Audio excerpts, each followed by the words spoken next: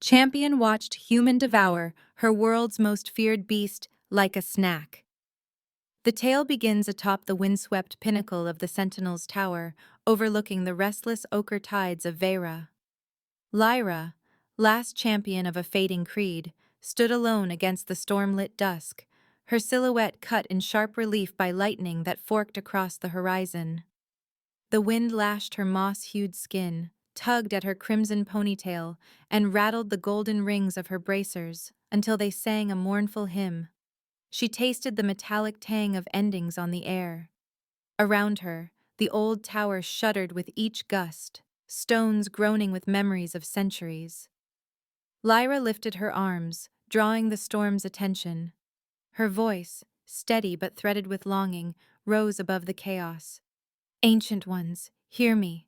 Let the wanderer cross the sky. Send us the bearer, the star-born, before the last light fails. The invocation slipped from her lips, shaped by tradition and desperation. For a heartbeat, only the roar of the wind answered. Then, the clouds tore open. A seam of blinding brilliance streaked overhead, trailing embers across the gloom. Something vast and burning crashed through the heavens, vanishing beyond the cliffs with a thunderous impact that set the tower trembling. Lyra's breath caught. Was this destiny or disaster? She pressed her hand to her racing heart, every instinct urging caution. Yet the old words echoed inside her. Seek the sign, follow the fall. Without another thought, she spun and sprinted down the craggy stairwell, boots ringing on ancient stone, wind battering her from every side. The stairway spiraled into darkness, then out into the open, where the gales threatened to fling her from the path. She braced herself, cloak whipping behind her, and fought toward the shatter shore. Lightning flashed, illuminating the ragged coastline and the crumpled shape of something metallic wedged among the razor rocks. Lyra ducked behind a boulder, heart pounding. She watched as the wrecked escape pod groaned and buckled, its hull scorched and split. A figure emerged, human, unmistakably so, though battered and bleeding.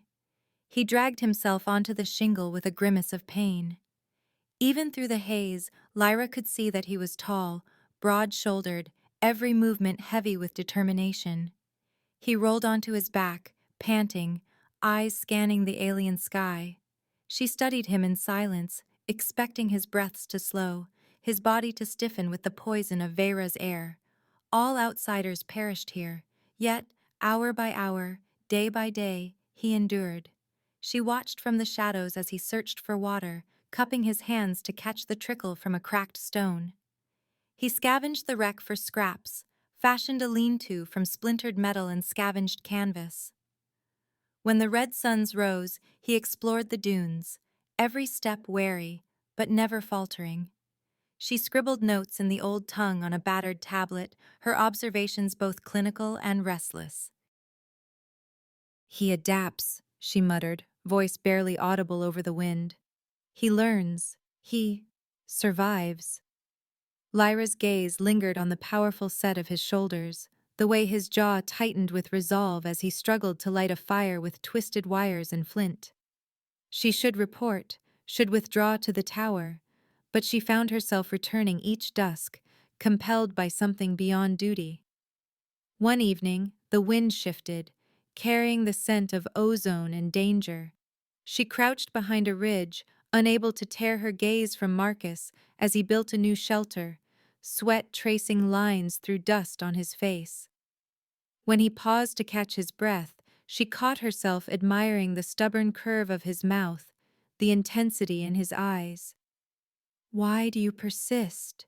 she whispered, though she knew he could not hear. "Why are you not gone like all the others?" A sudden screech tore through the air. The ground shook. Lyra's blood ran cold. It was coming. The sand scuttler, a nightmare in carapace and claw, rose from beneath the dunes, sand sluicing off its armored back. 6 segmented legs gouged furrows in the earth.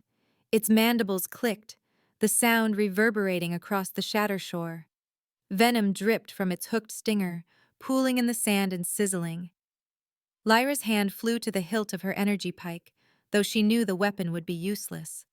Her legs refused to move. The scuttler's golden eyes caught the firelight, then fixed on her. For an instant, she was a child again, paralyzed by terror. But Marcus saw the beast. He bellowed, voice hoarse but unbroken, and hurled himself toward the monster with nothing but a jagged metal rod. He struck the carapace, sparks flying. The scuttler shrieked and lashed out, flinging Marcus aside. Blood stained the sand where he landed, but he crawled to his feet, spitting grit and defiance. The beast thundered after him, claws snapping. Lyra cried out without meaning to, "No! Get away!" Marcus only grinned, battered lips split, and sprinted directly at the creature. He dodged beneath its sweeping stinger, vaulted onto its back, and clung desperately as it bucked and thrashed. Raising the shard of metal high, he drove it into the golden eye, twisting with every ounce of strength. The scuttler convulsed, let out a wailing death roar, and crashed to the earth. Marcus tumbled off, landing hard. His chest heaved. For a moment, Lyra thought he might not rise. Then, with trembling hands, he drew a knife from his belt and began carving thick slabs of flesh from the beast's carcass. He built a fire from driftwood and ignited it with a battered igniter. The scent of roasting meat drifted across the sand, mingling with the fading ozone. Lyra could not look away. Every teaching, every prophecy she had ever known shattered and reformed inside her. The Starborn had consumed the untouchable. It was not a god who stood before her, but a man who had changed the world she thought she knew. She watched as Marcus chewed the victory-tough flesh, his face illuminated by firelight and the rising twin moons. In that moment, Lyra realized destiny was not written by the stars, but forged by those brave enough to defy them. Lyra's teachings clashed with her new reality as she stepped onto the blood-soaked sand where the carcass of the sand scuttler sprawled. The storm had passed, but its memory lingered in the bruised sky. Sentinels in amber armor stood at the edge of the dunes, their faces masked and unreadable. Villagers, drawn by tales of the star-fallen stranger, gathered in cautious knots, watching with a mixture of awe and suspicion. Marcus crouched by the dying embers of his fire, the remains of the beast he'd slain still steaming at his feet. His shirt hung in tatters, exposing bruised ribs and drying blood. Lyra paused, feeling the weight of 100 watching eyes.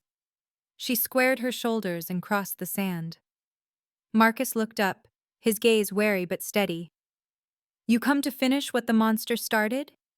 Lyra shook her head, her voice carrying for all to hear. "I am Lyra, last champion of the Sentinels. You have fulfilled the prophecy spoken before my people's memory began." He snorted, pressing a hand to his side. "Prophecy? I did what I had to. If that makes me a legend, it's news to me." She knelt beside him, ignoring the murmur from the onlookers. "Legends are just truths the world cannot yet explain." She studied the jagged bruises blooming across his ribs, the swelling beneath his skin. "You need healing, not legend. Allow me." Marcus eyed her, suspicion warring with exhaustion. "What's in it for you?" "Duty," she replied, but her heart skipped at the lie. "And perhaps curiosity." He hesitated, then nodded, voice low. "Fine. But no more talk of destiny." Lyra reached into her satchel and withdrew a vial of glimmering blue salve. She uncorked it, the scent of wild moss and ozone rising between them. As she pressed her fingers to his bare skin, she felt the heat of his body, a living furnace, stubborn and strong. Her hands lingered, tracing the outline of pain and resilience beneath. His breath hitched. "That stuff, it burns." "It heals," she murmured, smoothing the balm over his bruises. "The pain will fade." He caught her eyes, defiant but uncertain. "You're sure about that?" Lyra held his gaze, pulse thundering in her ears. "I have never been more sure of anything." For a moment, the world shrank to the space between their faces. The charge in the air was palpable, a crackle of something raw and new. Lyra's practiced composure threatened to unravel. In the days that followed, the rhythm of their lives changed. Lyra remained at Marcus's side, teaching him the customs and hidden truths of Vera. They walked the dunes together at dawn, her explaining the way the wind shaped the land, the meaning behind the world markings on the stones. Vera isn't cruel, she said, watching him examine a shard of crystal. It tests those who come, but it rewards those who listen. Marcus grinned, rubbing grit from his palms. Sounds like survival. Where I'm from, you don't argue with nature, you work with it, or you die. She smiled, tracing a spiral in the sand. Perhaps our worlds are not so different after all. He shared his own knowledge, showing her how he purified water with improvised filters, how he read the clouds for coming storms. He demonstrated makeshift snares, turning scavenged wire and driftwood into clever traps. Their conversations grew longer, weaving together science and myth, skepticism and faith. One evening, as the twin moons rose above the cliffs, Lyra sat beside Marcus, tending his wounds. She pressed a fresh dressing to his ribs, careful yet gentle. He watched her, eyes searching. "Why do you care?" he asked, voice rough. "Is it still duty?" She hesitated, fingers trembling just slightly. "It began that way," she admitted. "But now, I do not know." He leaned in, voice soft. "Then tell me the truth. What do you want, Lyra? Not as a champion, but as you." Lyra's breath caught. All her teachings, service, sacrifice, distance, warred with the yearning that had taken root in her chest. She met his gaze, letting the mask slip. "I want to know your fire," she whispered. "Not for prophecy, not for my people, for me." He reached for her hand, calloused fingers threading through hers. The space between them pulsed with longing. For an instant she felt the world tilt, the future unspooling into possibility. The moment shattered with the arrival of Elder Varric and his followers, their torches flaring against the night. Varric's pale eyes swept over Marcus with icy disdain. "So this is the star-born beast slayer," he declared, voice ringing out. "A brute who killed a brute. Will he kill the poison that eats our fields? Or does he only know violence?" Marcus bristled, jaw clenched. Lyra stepped forward, her voice steady. "He has done what none among us could." Varric dismissed her with a wave. "Violence is useless against slow decay. Our windgrass fields die, and with them our people. Let the Starborn heal what he has destroyed, if he is worthy." Marcus straightened, the challenge lighting a spark behind his fatigue. "Show me these fields," he said. "Let me try." Lyra's heart pounded with dread and hope. She led Marcus beyond the village, where sickly windgrass sagged in the poisoned soil. The villagers watched, silent and expectant, as Marcus knelt and examined the roots, scraping samples into a tin. He frowned, sniffed the soil, then broke a blade of grass between his fingers. "Something's leaching minerals. See the white crust?" He traced a line along the base of a withered stalk. Lyra nodded. "There's a fissure below, but we've never dared the depths. Too dangerous." Marcus grinned, the old fire returning. "Dangerous is what I do." He mapped the fields, questioned the villagers, and analyzed samples by starlight, improvising with shards of glass and scavenged tech. Lyra watched him work, her admiration growing with every passing hour. Together, they ventured to the cliffs. Lyra, breathing deep, plunged into the fissure's shadowed depths, guiding Marcus through winding tunnels slick with mineral-rich dew. They discovered a vein of toxic stone, its presence poisoning the water and earth above. Marcus proposed a solution, a controlled detonation to shatter the stone and release vital elements back into the soil. "The blast will vent the poison, the rest will heal with time," he explained. Varric scoffed, arms crossed. "You would risk everything on fire and thunder?" Marcus met his gaze, unflinching. You challenged me to heal, not to stand by and watch. Lyra clasped Marcus's hand, her resolve firm. I will help. My place is with him. They set the charges together, Lyra reciting prayers of protection as Marcus calibrated the timer. When the moment came, they retreated to higher ground. The earth shuddered with a muffled roar, and a plume of emerald vapor billowed into the sky.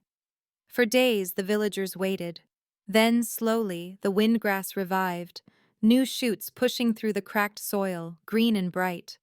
The blight receded. The people gathered around Marcus and Lyra, voices raised in astonished gratitude. He is Beast Slayer and Lifebringer, one cried. Lyra stood at Marcus's side, pride swelling in her chest. For the first time, hope rippled through the crowd. That night, Lyra did not return to her solitary quarters in the tower. Instead, she sought Marcus by the firelight, her heart pounding with anticipation. He looked up as she approached. Couldn't sleep either? He asked, voice low. She shook her head, stepping into the circle of warmth. No, I think I have waited long enough. In the privacy of his shelter, beneath the twin moons, they closed the distance between them. Words fell away. Their touch was hungry and reverent, as if discovering a secret language only they could speak. Lyra traced the lines of his scars. Marcus cupped her face with hands gentle despite their strength. Their union was not merely passion, but an affirmation of survival, of healing, of the future they might shape together. Breath mingled with promise. They found solace and fire in each other, forging a bond as enduring as prophecy, and as fierce as the land that had brought them together. But peace was brief. The days following the healing of the windgrass fields shimmered with hope, but beneath the surface, resentment festered. Elder Varric, his pride wounded and his authority slipping, retreated into the shadowed hollows of the cliffs. There, with only the whispers of his most loyal followers for company, he brooded and plotted. The villagers, once deferential, now looked to Marcus with a respect Varric could not command. Each seedling that pushed through the soil was another silent reproach. One night, as the twin moons waned, Varric stood before a battered crate, hands trembling as he assembled forbidden sonic devices, relics of a darker age, hidden from the sentinels for generations. He twisted the dials, his face lit by flickering red and violet light, and the air began to vibrate with a keening pulse. Far across the dunes, something enormous stirred, answering the call. At dawn, Lyra and Marcus walked the shore, shoulders brushing, their laughter lost in the sigh of the surf. Lyra's hand found Marcus's, their fingers lacing together in easy affection. The scent of salt and new grass mingled on the wind. It felt for a moment as though the world had finally righted itself. A sudden tremor rippled through the sand. Birds exploded from the reeds, screams shattered the morning calm. Marcus spun toward the village, eyes narrowing. That's not thunder. Lyra's face blanched. No, it's a scuttler. Another one. Before she finished, the creature erupted from beneath the village square. Larger than the first, with a jagged, burnished carapace and a pair of golden eyes burning with rage, the sand scuttler's mate had arrived. Villagers scattered, some dropping tools, others clutching children. The beast slashed a hut in two with its claws, bellowing as it searched for something, or someone. Varric, standing at a safe distance, watched with grim satisfaction. The sonic device hung from his belt, its lights throbbing. No one saw him slip away into the shadows. Lyra grabbed Marcus's arm. This is no accident. Someone lured it here. Varric, he must have used the forbidden calls. Marcus's jaw tightened. He wants chaos. He wants me blamed. The scuttler's head swung toward them, antennae quivering. Marcus looked around, mind racing.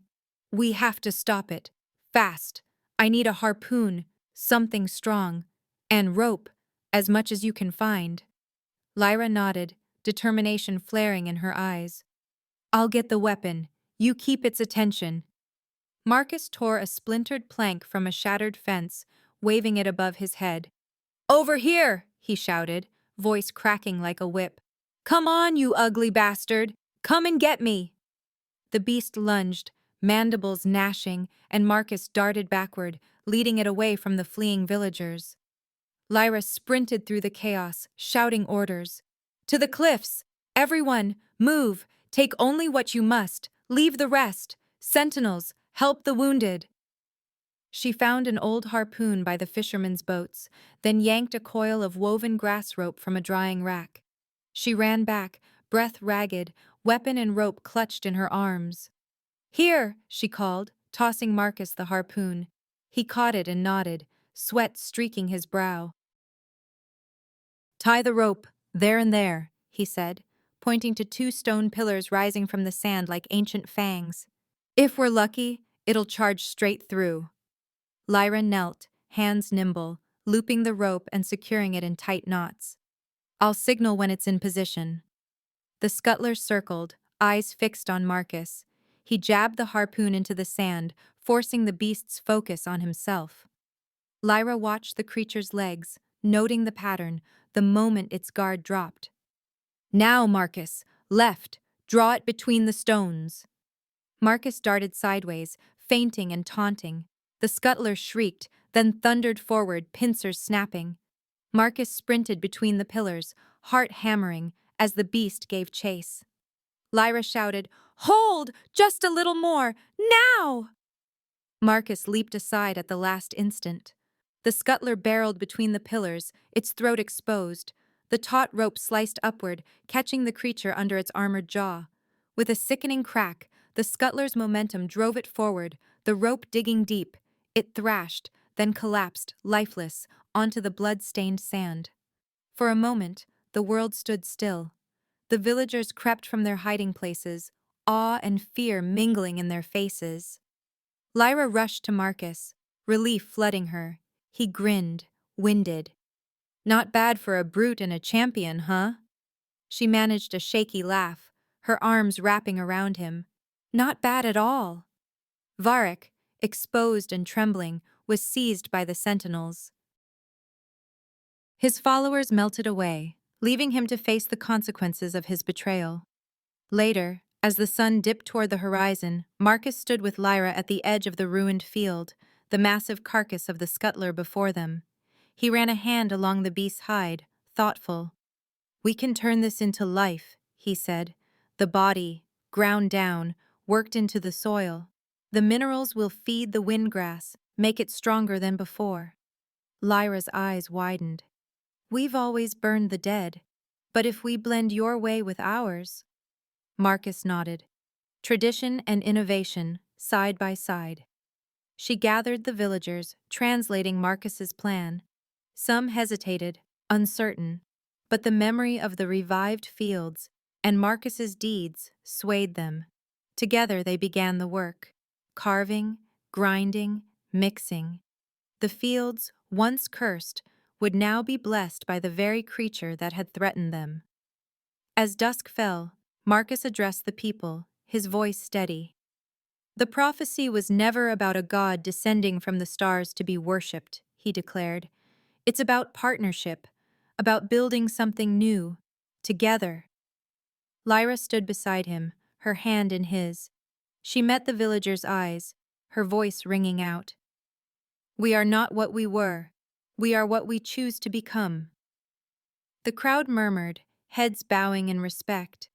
A new era began, not of blind faith, but of hope forged in sweat and blood and trust.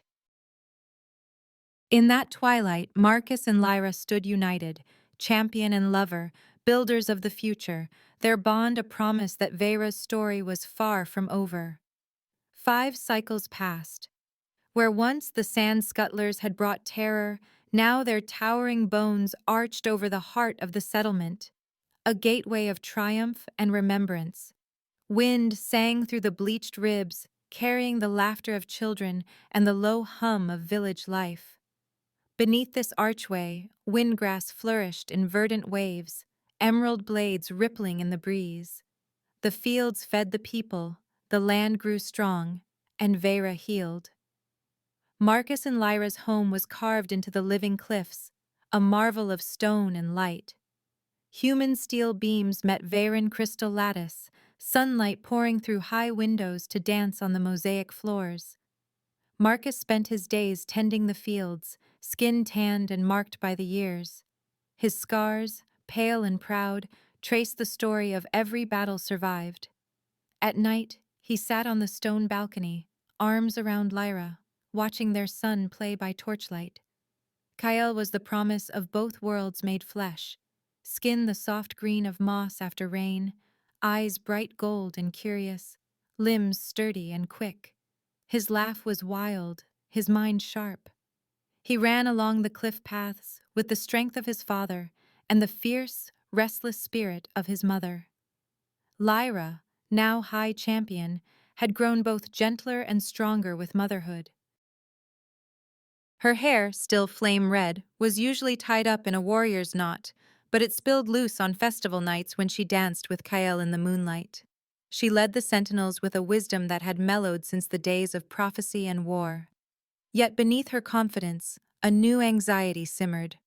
On the morning of the Sunstone Rite, the village bustled with nervous excitement. Kyle stood at the edge of the dunes, bare feet dug into the sand, a small satchel slung over his shoulder. Lyra knelt, fastening a gold ring around his wrist. Remember, Kyle, the path is not always straight. Listen for the wind's song and trust your senses. Kyle's grin was fearless. Will you watch from the cliffs, Mama? Always, Lyra promised, brushing a kiss to his brow. Marcus crouched beside them, hands steady on his son's shoulders. And if you get lost, look for the sun. If you find animal tracks, follow the ones that are newest. You remember how to test for soft sand? Kyle rolled his eyes, mimicking Marcus's deep voice. If it looks smooth, prod with a stick, not your feet. I know, Papa. Marcus's laughter rumbled. That's my boy. Around them, villagers gathered in ceremonial robes. Some smiled with genuine pride, others, especially the elders, kept their distance. Sareth, Varek's successor, stood at the forefront, his face impassive. When the time came, Sareth lifted his staff, voice ringing out. Today we witness the first sand run of Kael, Child of Two Worlds. May he return with a sunstone, or return with wisdom. A ripple of doubt passed among the council. Whispers slithered. He is not truly Veyron. Will the land answer him? Lyra's jaw tightened. She watched Kyle sprint into the labyrinth of dunes, heart pounding not with fear for his safety, but for his place in the hearts of their people. The day burned long. Lyra spent it pacing the edge of the settlement, eyes fixed on the horizon. Marcus worked beside her, repairing tools, but his gaze strayed often to the sand. Late in the afternoon, Lyra returned to their home, finding Marcus in the shaded alcove, turning a fragment of bone between his fingers. Do you hear them? She asked, voice low. The council. They say our son is unfit, that the land's spirit will reject him. Marcus set the bone aside, his face calm but his eyes intense. What do you believe? Lyra pressed a palm to her heart. I believe Kyle is both of us. He feels the wind change before it comes, just as I do, but he sees patterns, he finds answers, in places I never would. Still, what if the council is right? Marcus reached out, drawing her down beside him. Lyra, you have taught him to listen to the world with his heart. I have shown him how to read it with his mind. He is more than either of us. That's what frightens them. She closed her eyes, letting his presence steady her. What if he returns empty-handed? What if they say he is not Veyron? Then we stand by him, Marcus replied. He doesn't have to be just one thing. He can be the bridge. We show the council that strength is in blending, not dividing. Lyra leaned against him, her voice barely a whisper. Sometimes I wish I could shield him from all this.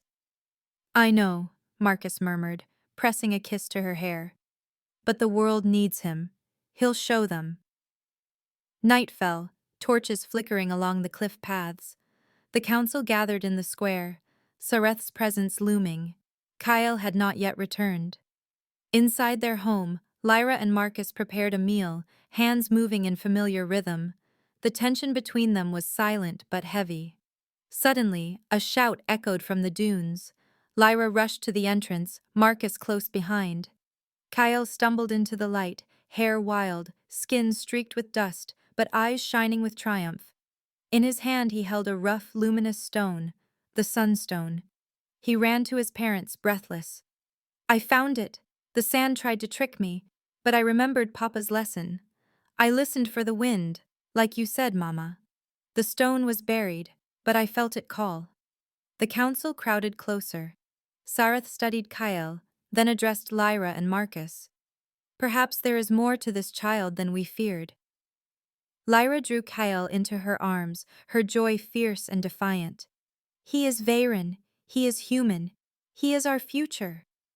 Marcus met her gaze, love and pride shining in his eyes. "Together, we taught him all we know. He will teach us what comes next." The doubts of the council faded as Kyle lifted the sunstone, its golden light spilling over the gathered crowd. In that moment, the people saw not division, but unity, a future stronger for its blending. That night, as Kyle slept between them, Lyra and Marcus sat in quiet communion, hands entwined, watching the stars wheel above the arch of Scuttler Bones. Their fears had not vanished, but their trust, in each other, in their son, in the promise of two worlds becoming one, remained unshakable. Their partnership was the foundation for all that was to come. The day of the sand run arrived.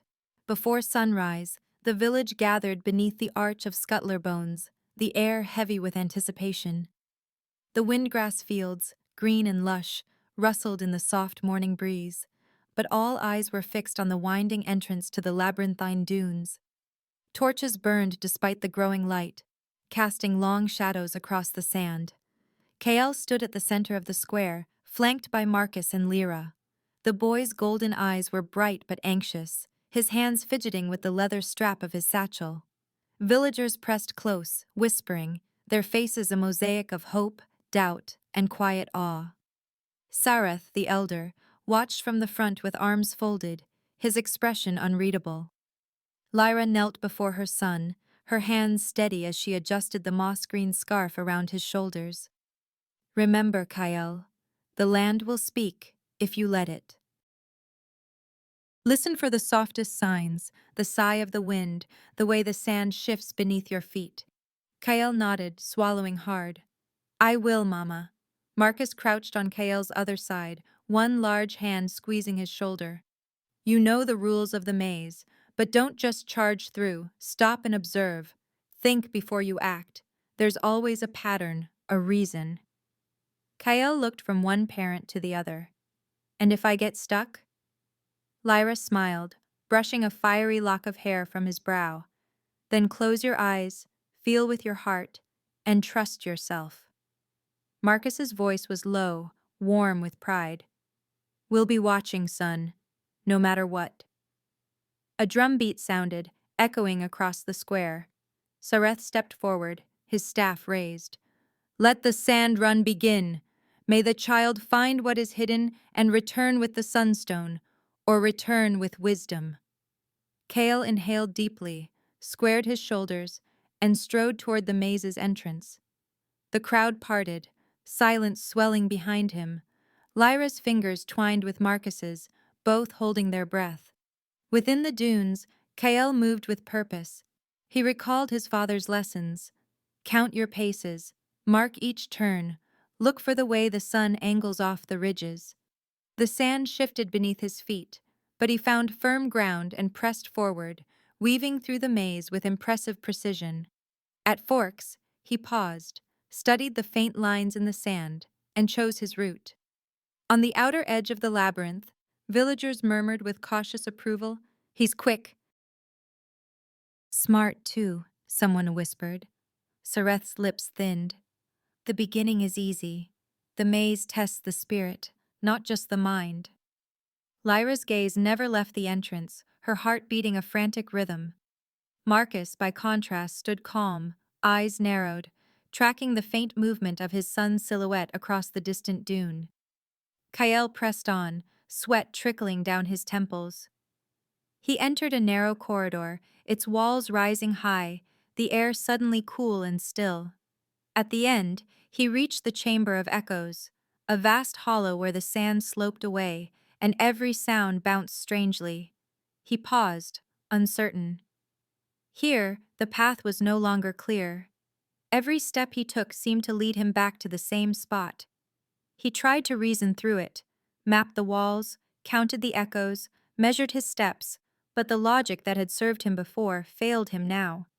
Frustration boiled in his chest. Think, Kale muttered, stamping the sand. There has to be a way through. He forced his way along the wall, searching for a break, but the sand shifted, the chamber seeming to close around him. His voice echoed back, taunting. Outside, the crowd began to stir. He's lost, one villager said. Sareth shook his head, eyes cold. He pushes too hard. The spirit of the land will not yield to force. Lyra's hands clenched. He's trying. He's never given up before. Marcus's voice was gentle. Let him find his way, Lyra. He's more than we know. Inside the chamber, Kyle closed his eyes, panting. He remembered his mother's words. Listen for the softest signs. The urge to fight the sand, to force a way, faded. He slowed his breathing, letting the silence fill him. Gradually, the chamber's chaos settled. Beneath the echoes, he heard it, a faint hum, almost like a song, thrumming through the soles of his feet.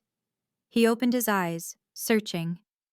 The sand near the far wall shimmered subtly, moving not with the wind, but with something deeper. Kale pressed his palm to the ground. Show me, he whispered.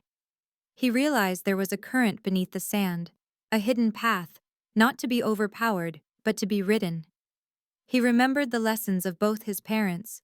He calculated the direction of the current, but also let his instincts guide him. Taking a deep breath, he braced himself and leapt onto the shifting sand. For an instant, the world tilted. The sand bore him forward, carrying him along a winding, unseen route. Kyle rode the current, using his strength and his trust, until he tumbled through a narrow opening into the final chamber. Before him, on a pedestal of twisted stone, rested the sunstone. It glowed with a golden light, humming in time with his heart. Kyle grinned, all fear forgotten. He lifted the stone, feeling its warmth seep into his bones. Outside, the crowd strained to see. Lyra's breath caught, Marcus's hand tightening on hers. A sudden cheer erupted as Kyle emerged from the maze, sunstone held high. Sand dusted his hair and sweat streaked his brow, but his smile was radiant.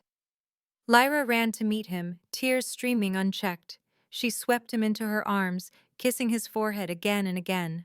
You did it! Oh, Kale, you did it!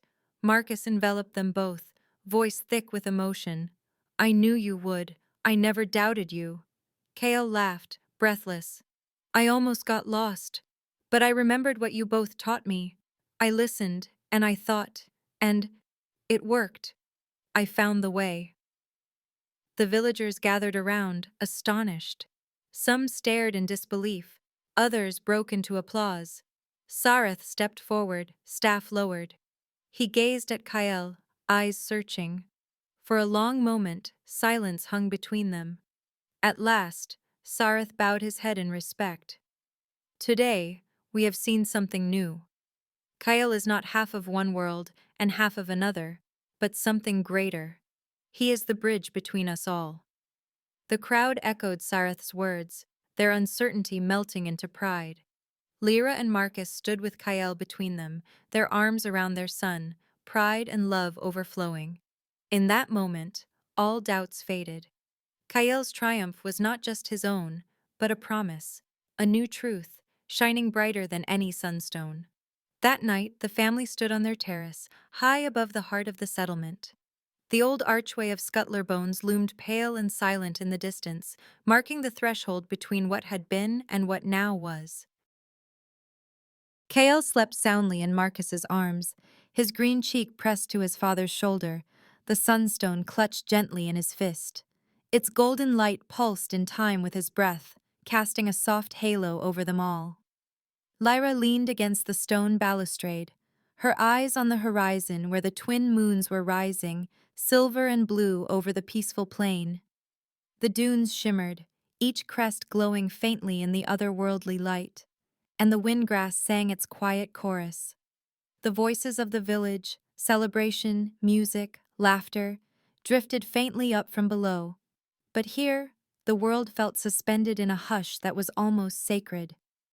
Marcus shifted Kael's weight and looked down at his son, awe and gratitude mingling on his face. He spoke softly, his voice husky with the weight of the day. He did it, Lyra. Not just for himself, but for everyone. He showed them a new path, one none of them could see until now. Lyra's gaze flicked to Marcus, her lips curving in a quiet smile. She brushed a stray lock of red hair behind her ear and came to stand beside him, laying a gentle hand on Kael's sleeping head. You saw how they looked at him, how Sareth looked at him.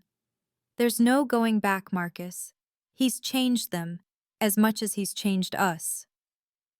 Marcus shook his head slowly, remembering the anxious faces, the skeptical elders, the villagers whose doubts had melted into wonder as Kael emerged from the maze.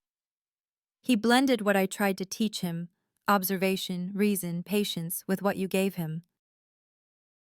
The courage to feel, the trust in the land's whispers, that's not a compromise, Lyra. It's a new thing, something only he could make real. Lyra turned to watch the moons as they climbed higher. Their pale light fell on her face, illuminating the faint lines of worry that even victory could not erase. For so long, they called him half human, half Veyron, half mind, half heart. But he isn't broken, Marcus. He's whole, more whole than anyone who tried to cut themselves in two for tradition's sake. Marcus's smile was slow and deep. He pressed a kiss to Kael's brow. It took me a long time to see that. I came here thinking I'd have to teach everyone to be more like me. Turns out, I had to learn just as much, maybe more. Lyra laughed quietly, her voice threading through the moonlit hush. I used to fear the prophecy. I thought it would mean more loss, more pain. But tonight, I see that it was always about creation, about choosing who we could become, not just who we were. Marcus glanced at her, eyes bright. Our love started as a spark in the middle of chaos. Now look, everything we have, everything this world has become, started from that. Lyra slid her arm around Marcus's waist, drawing close. The breeze tugged at her hair, and she rested her head on his shoulder, their son nestled safely between them. Do you remember that first night by the fire, when the storms raged and the scuttler's body smoked on the sand? He chuckled softly. You were the fiercest thing I'd ever seen, and I knew, even then, I'd follow you anywhere. She squeezed his hand. I never thought I'd find someone who saw me, not just as a champion or a mother, but as myself. Marcus looked down at Kael, at the sunstone's glow now mirrored in the golden flecks of his sleeping eyes. He's proof that partnership can change the world, not because we're the same, but because we're different and willing. Lyra's eyes filled with tears, not of sorrow, but of fierce, unyielding hope. We built this together, not just a home, not just a family. We built a future, for everyone. The wind sighed over the dunes, swirling around the terrace, cool and gentle. From the settlement, a lone flute began to play, its melody winding upward like a prayer. Marcus rocked Kael softly, feeling the steady beat of his son's heart and the quiet certainty of Lyra's hand in his. He spoke, his words barely more than a whisper. The prophecy is fulfilled, not through blood or destruction, but through building and loving and daring to start something new. Lyra nodded, her voice strong. We're only at the beginning. Kyle's dreams are already bigger than ours ever were. He'll take us farther than either world ever imagined. Marcus turned so they stood together, watching their son, their home, their world. He is hope. He is unity. He is the promise we made, together. Lyra reached up, tracing the line of Marcus's jaw, then kissed him, slow and certain beneath the moons. They stood side by side, holding each other and their sleeping child, while the sunstone glimmered softly between them. In that moment, their love was not just memory or prophecy, but a living foundation, a bridge spanning old wounds and new beginnings.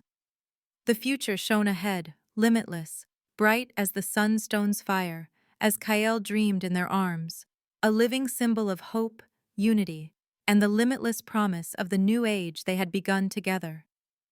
Our story ends here. If you'd like to support us, you can use the Super Thanks button right under the video to leave a tip. It truly helps our team improve the quality of our work. We're grateful to each and every subscriber for being with us. Make sure you subscribe, press the like button, and tell us in the comments what stood out to you the most in this video. Your feedback means a lot to our team. You'll discover many more captivating stories on our channel. See you in the next one.